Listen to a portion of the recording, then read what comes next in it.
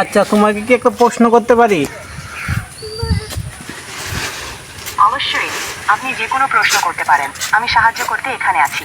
আচ্ছা, আমার না একটা রোগ হয়েছে, বুঝছো? ও, ভালো লাগছে না শুনে। আপনি তো ভালো মতো বিশ্রাম নিচ্ছেন, তো কোনো সমস্যা হলে ডাক্তারকে দেখানো উচিত। আচ্ছা, রোগটা কি এটা জানতে চাইলা না?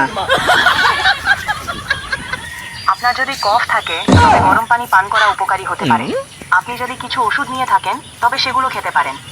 তবে যদি আপনার অবস্থা খারাপ হয় তবে অবশ্যই চিকিৎসকের সাথে পরামর্শ করুন। আরে কথা এটা না, হয়ে উঠুন। কথা এটা না, আমার রোগটা কি এটা জানতে চাইলা না?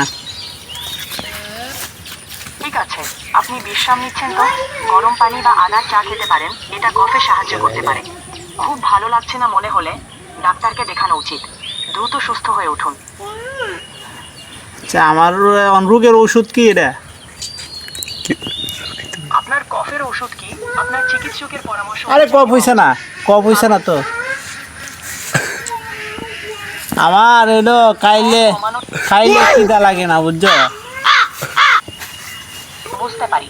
আপনি যদি কফ কমানোর জন্য ওষুধ খাচ্ছেন তবে চিকিৎসকের পরামর্শ অনুযায়ী নেওয়া উচিত। ভালো হয়ে যাবে।